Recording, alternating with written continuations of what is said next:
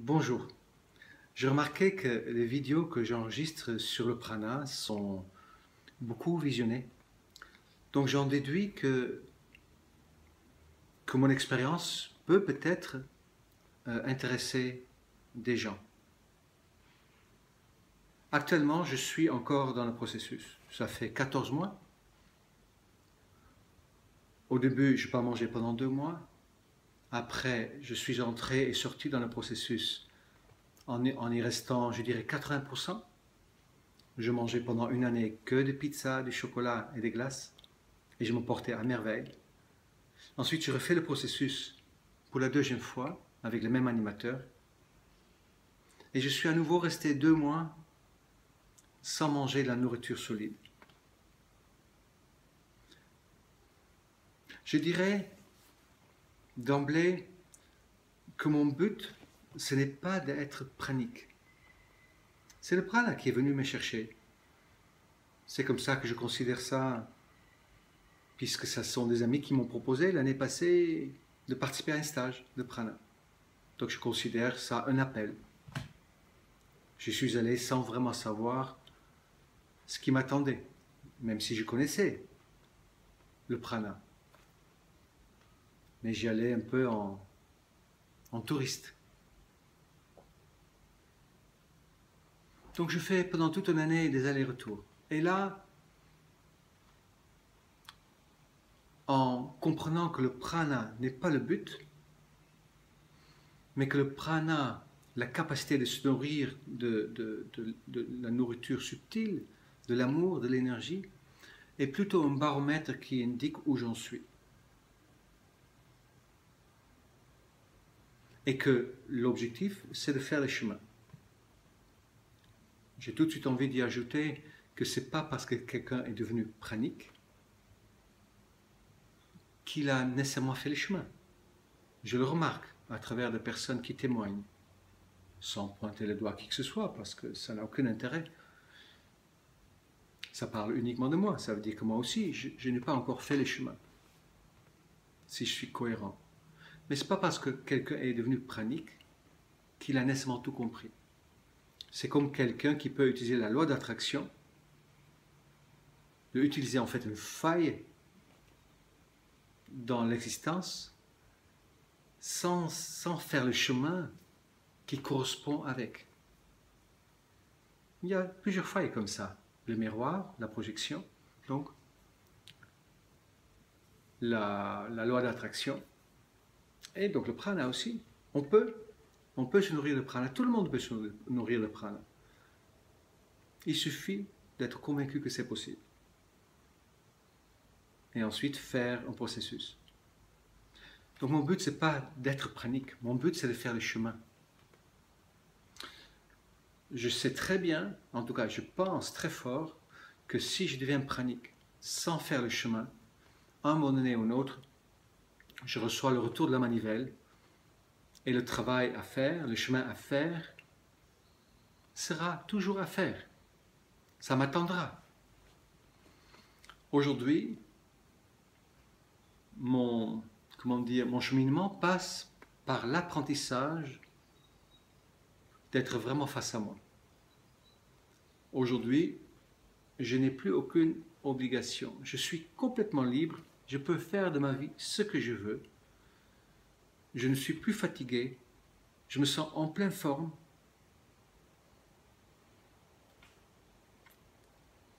J'ai rien à faire. Je peux remplir mon calendrier, mon agenda comme je le veux. Je passe d'ailleurs d'un événement à un autre. Je planifie des stages, des rendez-vous. Et par rapport à mon passé, ma plus grande difficulté, c'est d'être tout simplement avec moi-même. Je ne parle pas d'aller au cinéma seul, ou d'aller manger seul, ou d'aller visiter une amie seule, ou d'aller à la plage, ou aller méditer. C'est pas ça que j'appelle être avec moi-même. Être avec moi-même, c'est d'être face à l'intensité, à être avec mon soi sans meubler. Par exemple, en étant assis quelque part, à la maison, tout bêtement. Être assis, tout simplement, sans rien faire. Comme les enfants savent faire. Comme je savais faire quand j'étais petit. Où je partais dans mes rêves, où je faisais des choses très simples.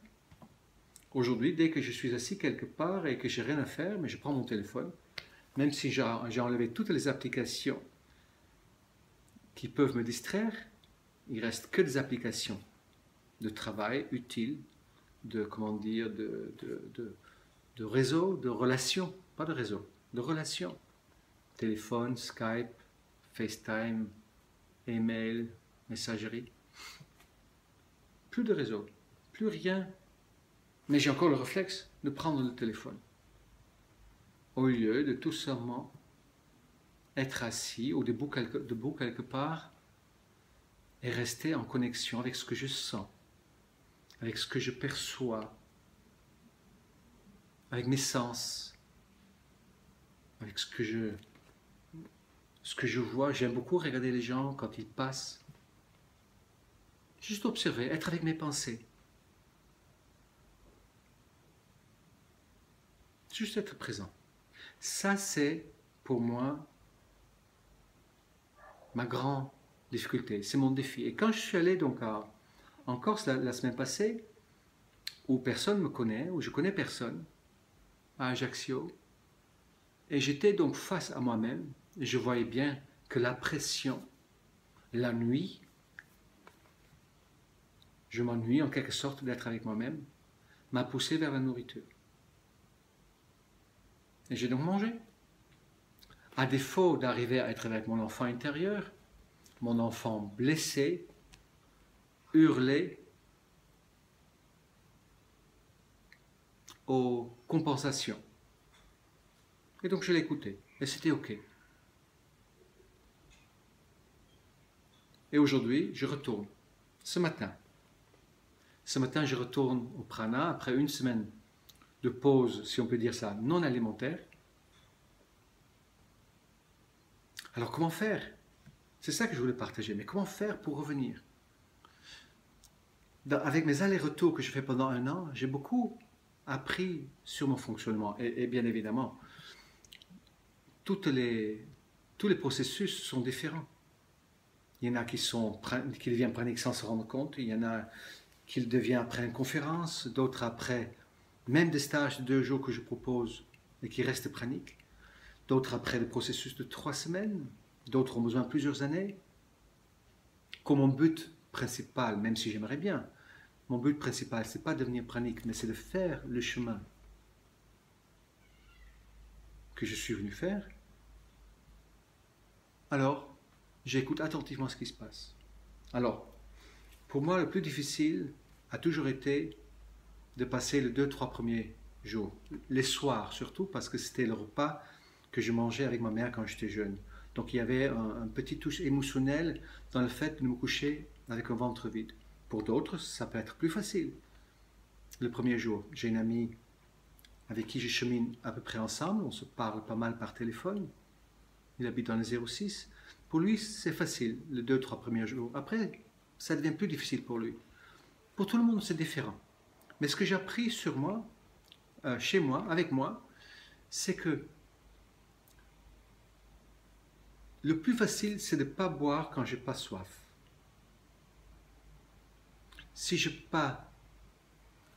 bois pas, j'enclenche pas la faim non plus. Et j'attends, mais ça peut durer jusqu'à 3 heures, 4 heures l'après-midi. Il n'y a pas question que je me fais souffrir. Donc quand il y a la faim qui arrive, mais je vais boire. En conscience, bien évidemment. En conscience, parce que même l'eau n'est qu'un support énergétique. Et si j'ai besoin de goût, dans ce cas-là, je prendrai du jus.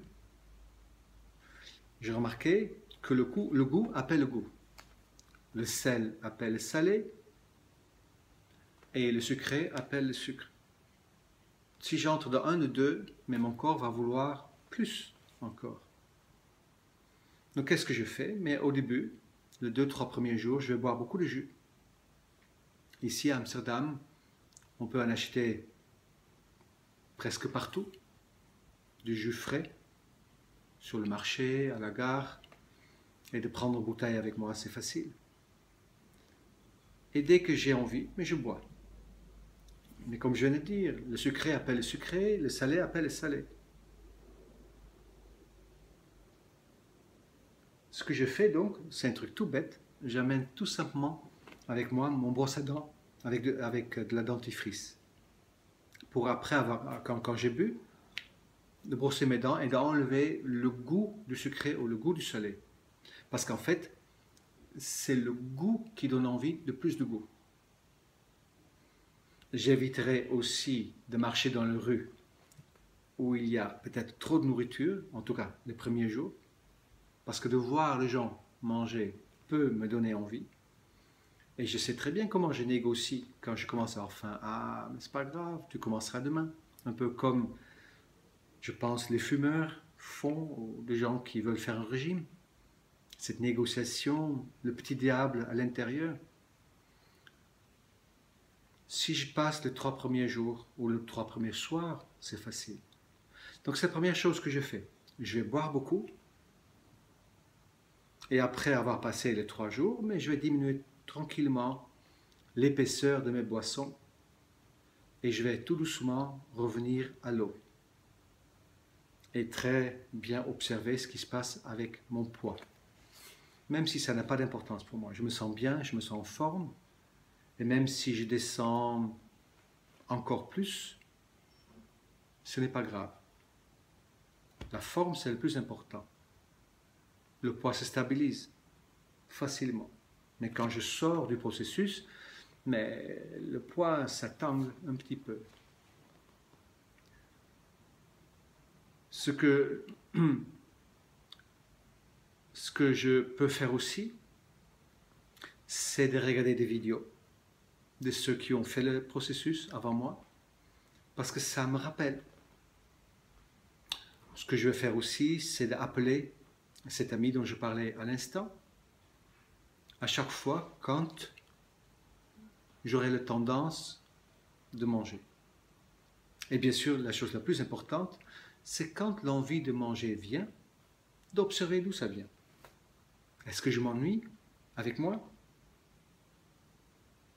Est-ce que je cherche donc à compenser avec la nourriture? Est-ce que j'ai besoin de téter? Besoin de ma mère en quelque sorte? Qu'est-ce qui se passe quand l'envie vient? Là, je vais me promener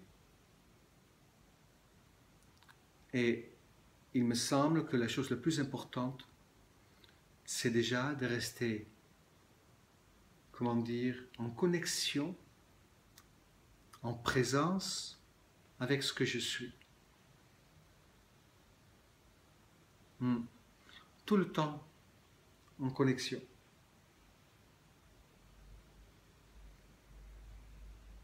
Et il y a aussi, je dirais ça, c'est peut-être ma compréhension de ces derniers jours, un aspect qui est essentiel. C'est qu'il n'y a personne, absolument personne, qui peut m'obliger d'être pranique ou pas pranique. Parce que je peux sentir un peu la tristesse de ne pas manger. Style, mais tu vas plus jamais manger? Tu vas te priver de quelque chose? Et de me sentir comme un petit enfant qui n'a plus le droit. Non, non. Je sais que je n'ai plus vraiment faim et que je suis pranique. Et que je peux manger pour le plaisir quand j'en ai envie et d'arrêter ensuite. C'est juste le processus, mais comment s'arrêter? Comment arrêter un rythme? Comment arrêter une habitude qui a été ancrée en moi depuis 60 ans? C'est-à-dire que de manger. Voilà. C'est ce que je voulais partager ce matin avec vous. Comment retourner au prana, après une pause. Beaucoup de conscience. Savoir que je suis absolument libre. Faire mon chemin. Ce qui concerne chez moi, cette présence à moi-même. Apprendre à être tout simplement dans ma perception, sans chercher à meubler. Rester conscient quand une envie de manger vient, pour observer d'où ça vient. Me connecter à d'autres personnes qui ont fait le cheminement ou qui sont en train de le faire. Et surtout, savoir que je suis libre et que je peux arrêter quand je veux, comme je veux. Le but, ce n'est pas le prana. Le but, c'est de m'approcher de ce que je suis vraiment. Il est vrai, pour moi, que dès que je mange, je me sens moins bien. Quand je ne mange pas, je me sens léger, libre, puissant, beau, même si je suis tout maigre. C'est une bénédiction de vivre ça. Et pourtant, parfois ça vient me chercher, la nourriture. Je vous souhaite une très très belle journée et à très bientôt. Au revoir.